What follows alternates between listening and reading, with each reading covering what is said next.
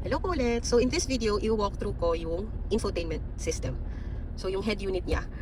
Hindi ko masyadong inintindi yung manual. So kinapaka ko lang siya and sinet up ko sa kung ano yung gusto kong setup niya. No? So sana ma-appreciate nyo dito yung interface ng head unit and kung lalabas ng maganda yung tunog ng sound system dito sa video na to. No? So ayan po yung infotainment system ng Kia Sonet LX variant. Ito yung mga buttons na nandito, like radio, media, favorite button, then ito pong dial or knob dito sa left side is for your volume.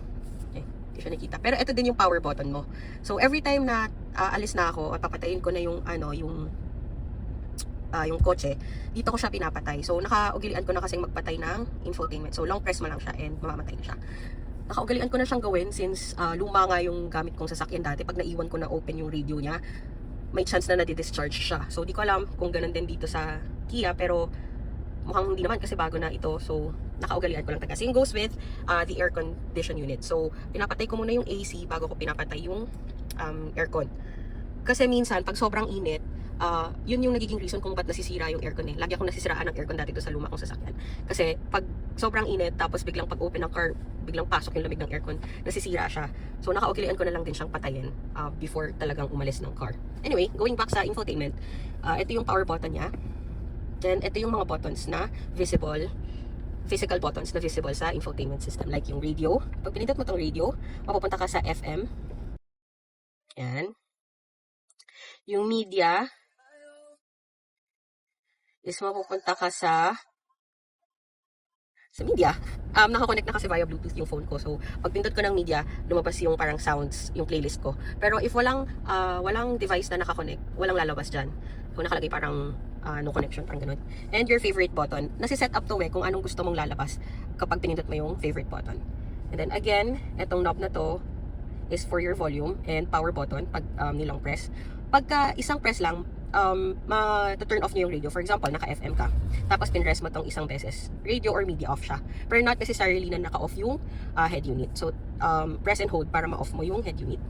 And then, this one naman is your seek button or kung magpi-previews ka ng track. And this one is for your next track button. And then, set up. Ito yung mga menu or settings na pwede mong ayusin. And then, this one naman, sa FM din to para makapag-seek ka ng station. Okay. So, dito na tayo sa setup. So, ito yung mga settings niya. You have sound, device connections, display button, general, Wi-Fi, and climate. So, for sound, yan. Kung napapansin niyo, maganda naman yung niya, interface niya ng touchscreen niya. No? Sa akin, okay lang. Hindi naman ako masyadong...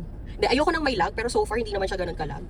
So, again, so premium sound, startup volume limit. Alam ko ito yung kapag pwede kang mag-set ng limit para for example, kasi dito sa infotainment, 'di ba, automatic nagko-connect yung phone natin like wireless connected kasi yung Apple CarPlay and Android Auto. So pagpasok mo, tutunog siya agad kung anong kanta yung huling naka-play sa cellphone mo.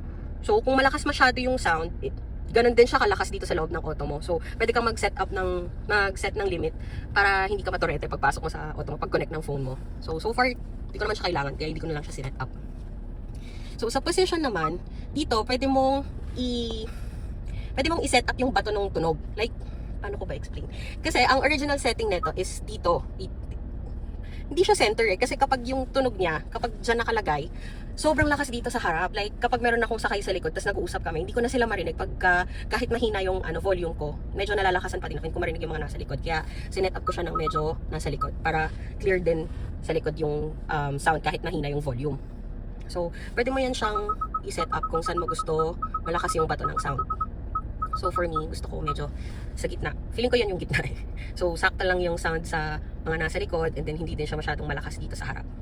Which is good din kasi minsan pag masyadong malakas dito sa harap, baka hindi ka na aware sa mga sounds na meron sa labas, which is not good. Kasi baka binubusinahan ka na, hindi mo pa madinig. Anyway, yan siya. Then sa tones, ayan, pwede mong i-set up kung anong, parang equalizer siya, kung anong gusto mo.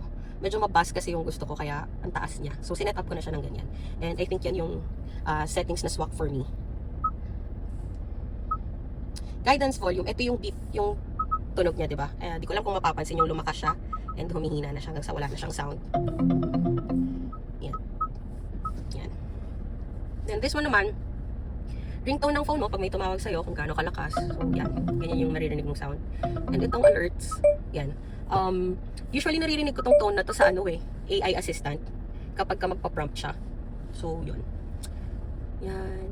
Guidance volume. And then, you have radio noise. Dito para ma-lessen mo yung static, yung sound ng, ng radio pag walang signal. Driver assistance warning is for your parking. Kapag nagre-reverse ako, lalabas o open yung rear camera niya and then hihina yung sound ng media ko. Yun. And for connected device, self-explanatory naman siya. So, yung volume siya ng media at saka yung voice ng AI assistant. Then, yun lang. Yun lang siya yung sa sound setting. For device connections naman, dito mo makita yung Bluetooth connections and yung devices, phone projection. Ito na yung Android Auto and Apple CarPlay. Tapos display, illumination. So, ito yung automatic lang, mag-a-adapt siya. Tapos kung gusto mo mag daylight, sobrang bright niya. And for night naman is masyado naman siyang malamlam. Kaya in-automatic ko lang para mag-a-adjust lang siya ng sarili niya. Blue light filter, hindi ko din siya ginagamit. And screensaver ko is digital clock lang. For analog, ganyan yung lalabas. If trip nyo yung analog, kapag pinatay yung infotainment system, yan yung lalabas. Okay, for digital clock kasi yung nakaset sa akin. Or kung wala naman, hindi ko pa na-try. Tingnan natin. Wala. Off lang siya. Okay, mas gusto ko yung digital clock. Okay, what else? Button. Yan, dito mo na pwedeng i-set up kung ano yung gusto mong lalabas sa favorite button mo. Dito naman, yung custom button ko for my favorite button is home. So, custom button for steering wheel also is home. Dito yan. Kita ba yung daliri ko? Yan. Tapos, mode button sa steering wheel, ito. Ay, ganun focus. Anyway, sa mode button, ito yung, pag pinindot ko to, ayan. Diba? Galing siya sa FM, napunta siya sa Bluetooth audio, and FM. Bluetooth audio and phone projection, parehong nakakonect yan sa Android Auto. So, yan. Yan.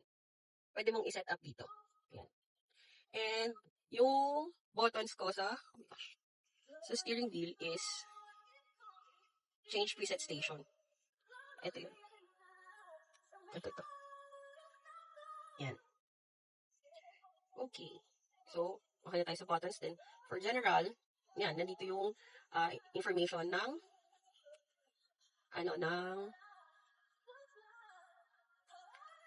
infotainment. So, pwede mo palang iset up na media off at vehicle start up or continue to play. Yung akin lang eh. Wala lang, basta pag automatic yung nag-connect, mag-play siya. So, Wi-Fi is for your phone projection or Android Auto and Apple CarPlay. Then sa climate, hindi ako sure kung ano to. Pero ayan, activate upon washer fluid use. Hindi ko masyadong napapansin, pero ano niya yan default setting niya yan kaya hindi ko na siya pinakailamanan. So, yan lang naman yung basic phase ng infotainment system. So now, kukonect na tayo sa aking Android Auto. Yan. Ganyan yung itsura niya kapag nakakonect. Pagpasok mo sa car mo, tapos mag-automatic na connect yung Android Auto. So, dinisconnect ko kasi siya kanina para papakita ko yung basic. So, ngayon nakakonect na siya sa aking phone. Yan. Ito yung mga apps. Hindi ko alam kung paano nila nalalagyan ng, meron akong nakikita, yung iba merong YouTube eh. Hindi ko pa alam kung paano yun. Pero so far, ito pa lang yung mga apps. Yan. Tapos, meron akong Apple Music at saka YouTube Music. So, silang dalawa yung ginagamit kong media or streaming app. And so, for example, nagda-drive ka na ganyan, hindi ka niya papayagan na mag-type. Like, naka-stop kasi ako ngayon kaya pwede ako mag-type. Pero, while driving, tapos tsaka ka palang hahanap ng place na pupuntahan mo, pipindutin mo tong parang command button. Tapos sasabihin mo kung saan mo gusto pumunta. For example, ganyan. Ayala Triangle. Okay, Ayala Triangle Garden. Let's go. Ayun. So, ganyan. So, yun lang naman sa Android Auto. Or, Baka hindi ko palang masyadong na-explore kasi ito lang yung mga usual yung ginagamit ko eh. Waze. Sabi ko ngayon yung importante sa akin, Waze. Tsaka yung sounds. Yun. Kapag naman Android Auto, kapag Apple CarPlay, same lang din naman yung interface nila. Hindi ko makonect kasi ngayon ginagamit ko yung iPhone eh. So yun lang naman for this video.